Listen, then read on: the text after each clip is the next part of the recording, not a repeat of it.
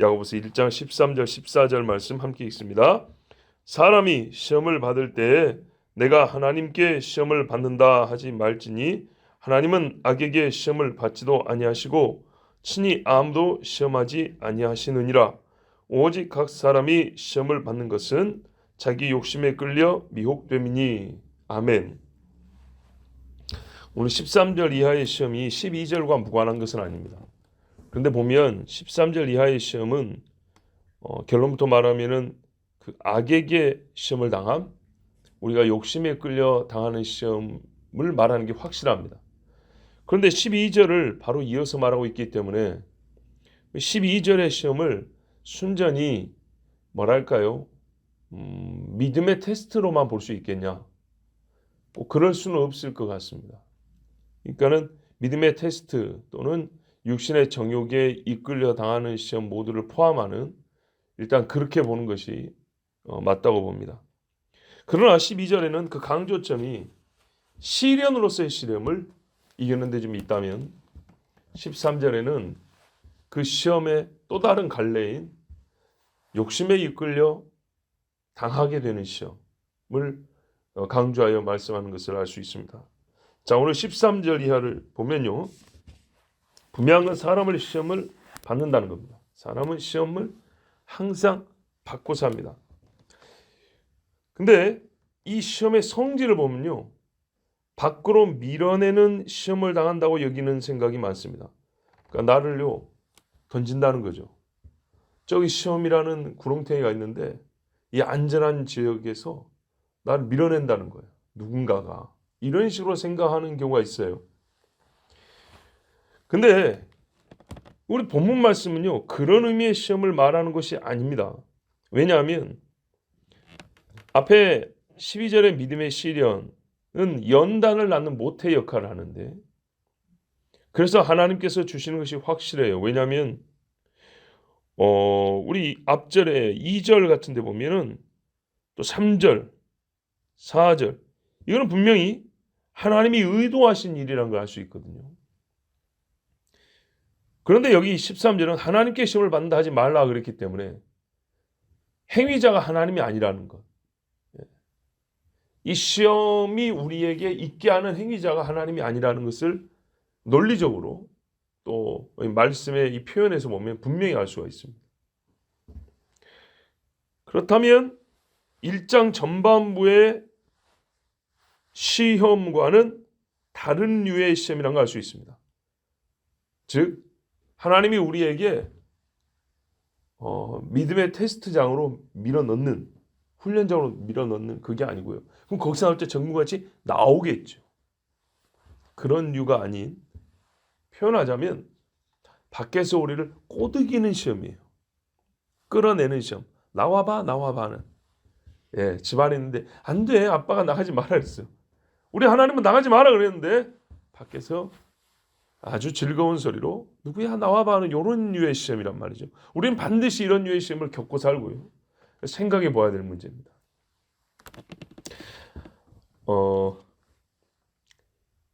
하나님이 시험을 하지 않는다고 13절에 명시했는데 그렇기 때문에 이 시험은 2, 3, 4절의 시험이 아니라 아까 말씀드린 밖에서 끌어당기는 류의 시험. 이제 말씀을 좀 더 우리가 깊이 생각하면 이게 확실해지는데요. 분명히 하나님은 나에게 시험하지 않는다. 내가 하나님께 시험을 받는다 하지 말라 그랬어요. 왜 하지 말아야 하느냐가 근거가 2단으로 주어졌는데요. 그 논리가 2단으로 주어졌는데 첫 번째는 하나님의 성품 내지는 속성을 근거로 합니다. 하나님은 악에게 시험을 받지 아니하신다. 하나님은 악이란 것이 시험할 수 없는 존재다. 그러니까 하나님은요 악에게 끌리지 않아요. 하나님의 속성은 악과 섞이지 않아요. 그걸 싫어해요. 미워해요. 그 결과 악이란 것이 하나님에게는 경험이 되어지지 않아요. 이해가 되시죠? 하나님은 밖에 악을 인지하시지만 하나님 안에서 악이 실제로 경험화되지는 않아요. 왜? 행하지 않으니까요. 행해질 수가 없으니까요. 이러하여서 하나님은 이것 때문에 악을 시험하지 않는데요. 보십시오. 자, 논리가 2단계라고 그랬죠. 어떤 것도 하나님을 악에 있게 하지 못해요. 왜냐하면 하나님의 속성 자체가 악과는 철저하게 분리되어 있는 분이기 때문에. 그렇다면 하나님에게서 과연 악은 나갈 수 있는가? 우리 악의 문제를 많이 질문하는데 성경은 분명히 말해줍니다.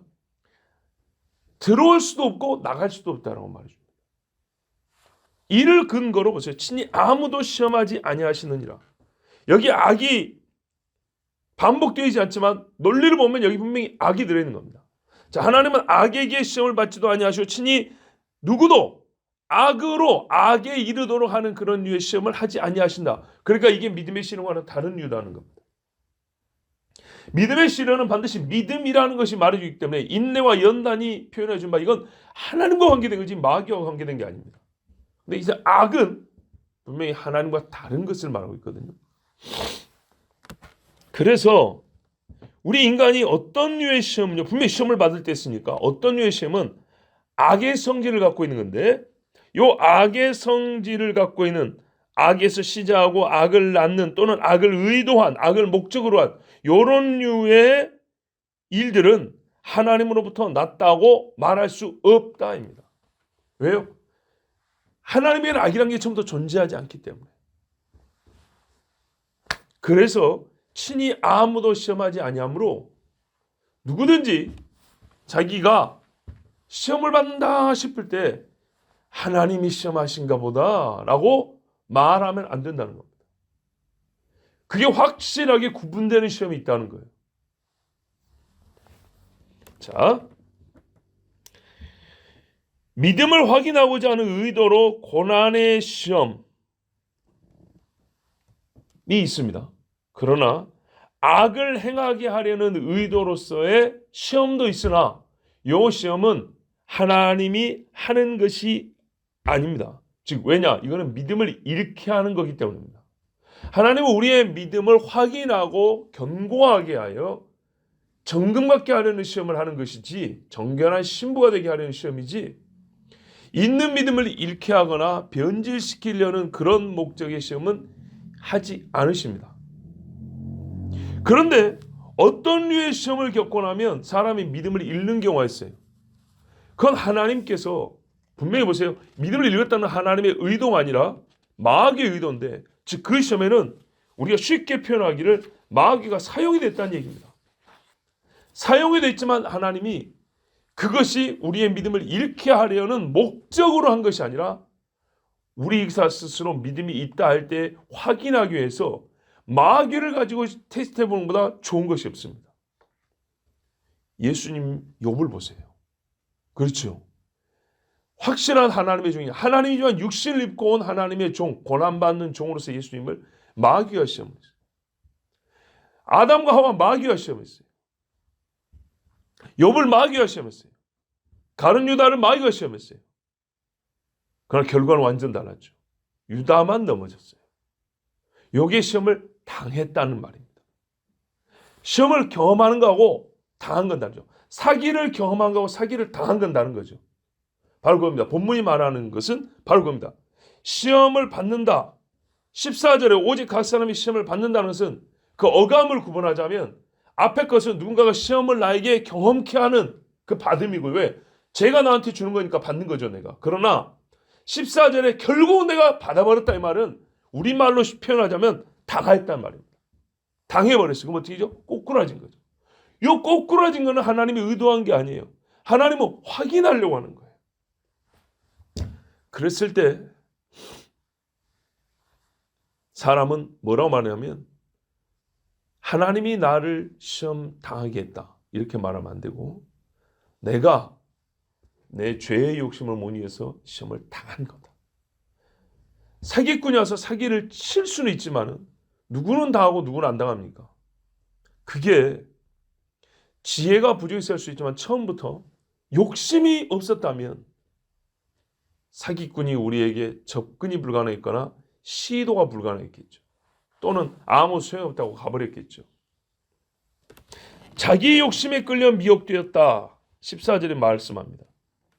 예, 시험에 넘어가는 결정적 이유가 내 속에 있다는 겁니다. 자, 이 이유가 어디 원인이 있을까 하고 답을 쓸 때 고민이 됐지만 결정적으로 답을 하나 골랐어야 되잖아요. 그 정답으로 받아들여진 답은 이거라 이 말입니다. 내 욕심에 끌려 미혹되었다. 자, 한번 양심적으로 우리가 한번 물어보자고. 양심적으로. 우리가 소시적에 죄를 지었다 할 때 그게 하나님 탓입니까? 부모가 잘못 가르친 겁니까? 그남과 그녀들이 잘못한 겁니까? 결국 내가 원하고 내가 결정한 겁니다. 내 욕심, 나의 종욕 다 납니다. 나. 이것이 시험을 당하게 만든 겁니다. 다윗이 밧세바 보고 너 왜 벗었니? 그럴 수 있습니까? 너 왜 하필 거기서 목욕을 했니? 그럴 수 있습니까? 아니죠. 우리아 보고 야 임마 집에 들어갈 때 들어가야지 왜 안 들어가고 죽었어? 그럴 수 있나요? 아닙니다. 시험을 받는 것, 당한 것은요. 내가 내 욕심, 자기 욕심에 끌려 그걸 이기지 못했기 때문입니다. 그래서 다른 번역이 이렇게 돼 있어요. 그러나 누구든지 자신의 욕심에 끌려 유혹을 받을 때 시험을 당하는 것이니 이렇게 돼 있어요. 말이 훨씬 알아먹기 쉬워요. 보세요. 자신의 욕심에 끌려 유혹을 받을 때에 당한대요. 그러니까 자기 욕심이 존재하는 그 마음에 그렇구나 하고 유혹이 와서 살짝 끌면 넘어간다 이 말입니다. 이 마음 상태가 이미 흔들흔들하고 뭔가를 원함, 이 악에 대한 원함이 있는 것을 안다 그 말입니다. 가룟 유다는요 돈을 사랑했어요. 돈을 사랑하니까 마귀가 유혹하기가 너무 좋은 거예요. 분을 품도 해가 지도록 분을 품지 말아야죠. 성질이 개떡 같아가지고 막 들고 일어나는 거예요. 그래 너 참 일을 시키기 좋다. 그런데 이게 이제 시간적인 마귀 입장에서 시간적 유리함이 있는데 밤이 되는데도 계속 성질을 부리네. 밤이면 더 좋지. 이러고 죄를 짓도록 끌어낸다 이 말입니다. 자, 성경에 하와가 뱀에게 넘어갔습니다. 진 거죠. 뱀이 말할 때 사단아 물러가라 그랬으면 됐을 건데 똑같이 사단이 와도 누구는 사단아 물러가라 하지만 하와는 그와 대화를 하기 시작했습니다. 그 다음에 선악과를 따먹었어요. 근데 따먹을 때 뭐라 그러냐면 보세요. 보암직하고 먹음직하고 지혜롭게 할 만큼 탐스럽기도 하다 그랬어요. 요 마음까지 마귀가 줬나요? 아닙니다. 이 여자가 평소에 갖고 있던 마음입니다. 근데 마귀가 와서 살살 긁어주니까 이게 더 극대화되는 거죠. 이제는 손이 갈 정도로 커진 거죠. 뱀의 유혹에 자기 정욕이 발동되거나 또는 이게 더 커져서 떨어진 겁니다. 아담은 어떻습니까? 순전히 하와의 말에 넘어갔다. 이렇게 돼 있지만 하와의 말이 하나님 말보다 강한가요? 아니죠. 그 마음이 하나님 말씀에 꽉 붙들어 있었으면 하와가 말한 대로 넘어가겠습니까? 아니죠.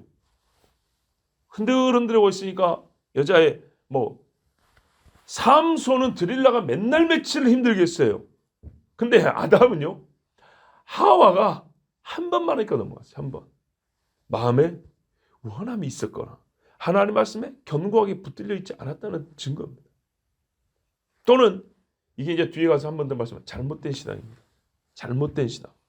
모든 일은 하나님이 주관하시는데 하나님이 준 여자가 말하는 건데 그럼 하나님의 뜻이 아니겠어? 라는 잘못된 신앙.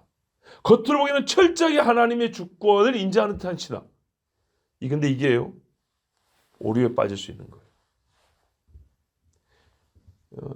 인식론적으로는 모든 사건을 우리가 받아들일 때 하나님의 주권 안에 있어. 하나님이 명하시니까 된 것이지 하지만 자기 욕심이 공존하고 있다는 것. 이거를 슬그머니 감추는 거죠. 그래서 나는 철저하게 나의 양심적인 신앙에 따라 하지만 거짓말이죠. 자, 어쨌거나 아담은 하와의 말을 따라서 먹었어요. 지가 먹고 싶은 거 먹은 거죠. 자, 이 셋 중에 누가 자기 책임을 면할 수 있었습니까? 보십시오. 하나님이 먼저 아담에게 물었어요. 아담이 핑계댄다고 하와 이야기했어요. 그러나 아담은 땀을 내야 했습니다. 하와에게 물었어요. 뱀 핑계를 대는 거예요. 하와는 해산의 고통이 되어 있습니다. 남편 없이 못 삽니다. 뱀에게 물었어요. 뱀은 아무 소리도 못했어요. 사실 아담과 하와보다 뱀이 좀 똑똑해요. 핑계 댈 수 없다는 걸 알아요. 하나님이 왜 나를 여기 이런 거 안 통해요. 결국 각자는 자기 책임으로 저주를 받고 징벌을 받았어요. 어설프게 아담이 하나님 탓으로 돌려왔어요. 하나님이 나에게 주신 그 여자 어쩌고 저쩌고 했는데 하나님이 그랬죠. 내가 너더러 먹지 말라 한 그 나무 열매 그랬어요. 네. 누구든지 자신의 욕심에 끌려 유혹을 받을 때 시험을 당하는 것이니 자기의 욕심이 유혹에 반응하여 시험을 당하는 겁니다.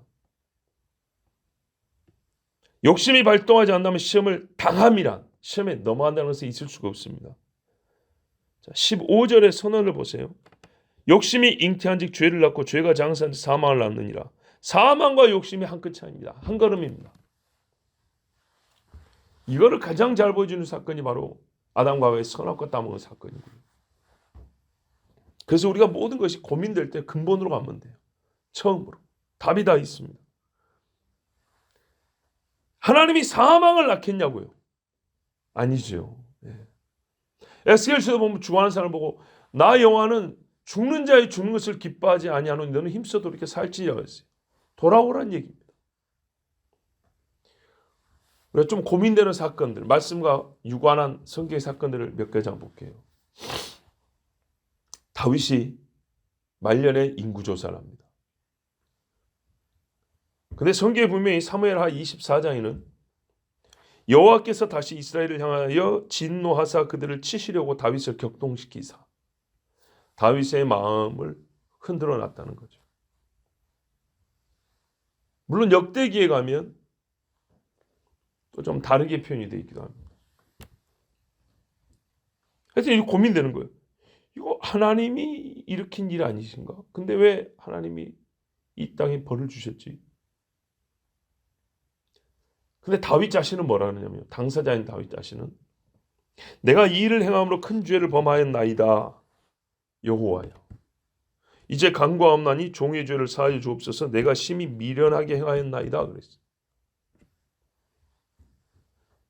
제3자인 우리는 이거 하나님이 일을 만드신 거니까 이렇게 큰 벌을 내리면 안 되지. 하나님 탓 아닌가 이러지만은 당사자인 다윗 당시에 자기 눈앞에서 백성들이 죽어가는 걸 본 그 다윗은 내가 죄를 지었습니다 했으니 우리는 사실 할 말이 없습니다.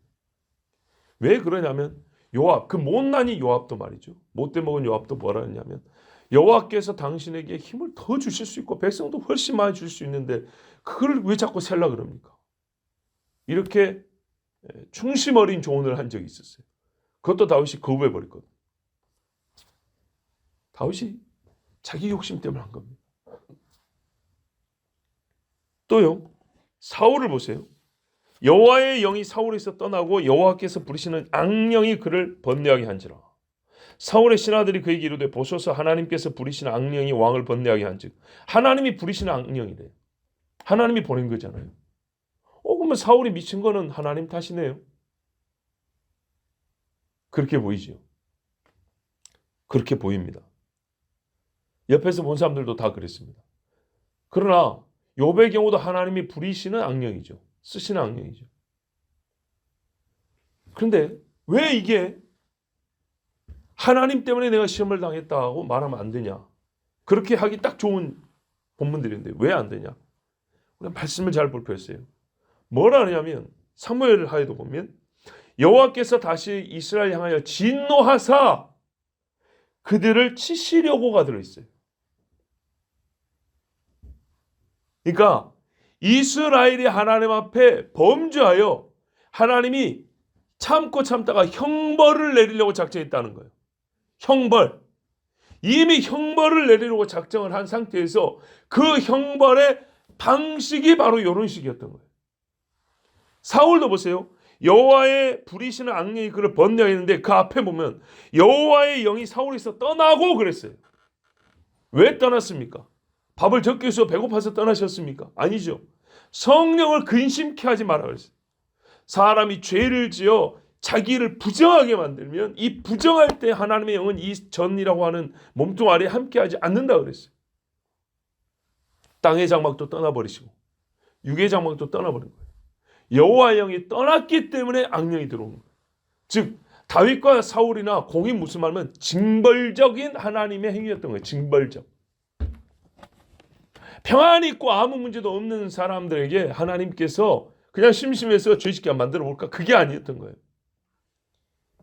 형벌로서 이런 일이 일어나는 거예요. 욥의 경우도 그죠? 욥 본인의 말을 드세요. 내가 정금까지 나왔다 그랬지 않습니까? 자, 예수님이 광야에서 받은 시험 역시 성령이 광야로 던졌다 이렇게 돼 있어요. 그러나 거기까지였어요. 성령이 광야로 던지고 마귀가 예수님을 시험할 수 있도록 허용을 했어요. 그러나 마귀가 예수님을 시험한 것은 마귀였고 역시 마귀답게 시험을 했어요. 보세요. 마귀의 속성, 마귀의 성질이 그 시험 문제에 그대로 나타납니다. 바꿔 표현하면 성령이 하신 일은 시험의 배경으로서 역사하신 것이지 시험 자체가 아닙니다. 그런데 그럴 수밖에 없는 것이 과연 하나님께서 말이죠. 아무것도 관여하지 않는 철저히 100% 마귀로만 시작해서 마귀로만 마치는 일은 역시 이 땅에 있을 수가 없습니다. 그럼 이게 마귀 세상이죠. 하나님의 주권, 다스림과 컨트롤 안에 들어있는 것입니다. 그러나 그 가운데에 있는 뭐랄까요? 시험이라고 불리는 것은 바로 인간의 정욕과 마귀와의 조합이지요. 자, 예수님은 그래서 우리 같이 시험을 받으셨으나 죄는 없으셨다는 말 밖에서 끌어당겼어요. 돌 만들어 먹어라. 뛰어내려라. 영광을 네가 취하라. 그렇지만 예수님은요. 죄는 없으셨다. 이겨냈다고 합니다. 거부했습니다. 12절에 시험을 참는 자는 복이 있나니. 자,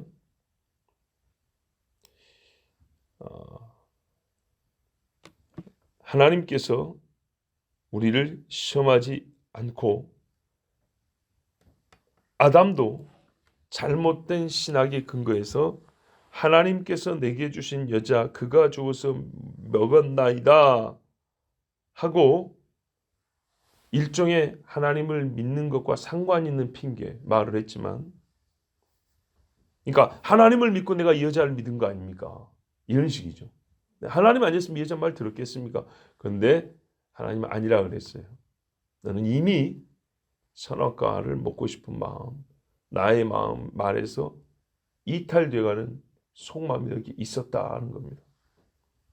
하나님이 수용하지 않았어요. 하나님 말씀은 네가 그녀를 주관하고 네가 그녀를 듣게 하는 자가 되어야지 네가 그 여자에게서 듣는 자가 되면 안 된다는 얘기겠어요. 부부간의 대화를 금하는 건 아닙니다. 자, 여러분, 예. 믿음의 시련을 이겨내고 우리가 어떻게 말하냐면요. 보십시오. 우리의 말에서 또한 정당한 논리를 도출해낼 수 있는 데고요. 분명히 믿음의 시련입니다. 내가 이겨냈습니다. 그러면서 우리는 뭐라고 말하면 하나님이 도와주셔서 라고 말을 합니다. 그러면서도 나의 믿음을 부정하지 않습니다. 그리고 하나님은 그 믿음의 신을 이겨낸 나를 잘했다고 상을 줍니다. 그러니까 하나님이 도와주셔서가 있고 나의 믿음도 확실히 존재하고 인정을 받습니다. 여기 이 일을 가진 사람 없지요. 하나님도 이걸 인정합니다. 그 논리를 그대로 반대로 보세요. 시험에 졌을 때는 하나님만 원인자가 되나요? 아니죠. 하나님이 안 도와주셔서 하나님이 나를 거기다 던지셔서 그게 아니라고 말입니다. 내 욕심을 내가 못 이겼어. 반드시 포함되어야 되는 말입니다. 사실 여기에 핵심이 있습니다. 내 욕심 때문에 밖에서 끌어내는 손을 잡고 난 후에 하나님이 나를 시험하셔서라고 말하지 말고 우리는 양심적으로 내 정욕으로 말미암아 내가 악한 것에 눈이 멀어서라고 신해야 합니다. 그래야 회개가 나오죠. 그리고 친히 악에게 시험을 당하지 아니하시는 하나님께 나를 악에서 구하여 주시옵소서라고 기도해야 합니다. 그러면 이 사람은 분명히 시험에 넘어가지 않았을 겁니다. 예수님이 그렇게 기도를 가르쳐 주셨잖아요.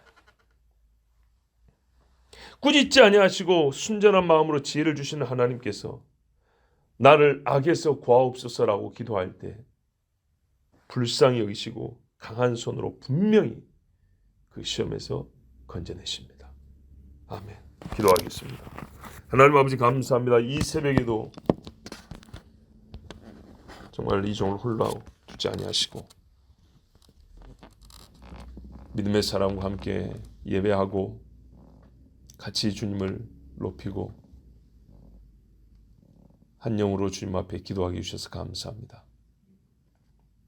우리가 여호와의 도우심으로 여기까지 믿음을 지켜왔습니다. 또한 하나님이 붙들어 주셔서 시험에 넘어가지 아니하고 지금까지 믿음을 지키고 있습니다. 주의 마지막까지 주님 앞에 설 때까지 경건하고 깨끗한 믿음 지켜주시옵소서. 강하고 큰 믿음 허락하여 주시옵소서. 결코 하나님을 탓하지 말고 내 자신의 연약함과 죄악된 정욕을 인정하고 아버지여 나를 악에서 구하옵소서라고 기도하고 건지시는 하나님을 경험하는 믿음의 시련도 넉넉히 이겨내고 죄의 정욕의 시험도 넉넉히 이겨내고 예수님을 사단아 물러가라고 명하는 하나님의 자녀들 다 되게 하여 주시옵소서. 예수 그리스도의 이름으로 기도하옵나이다. 아멘.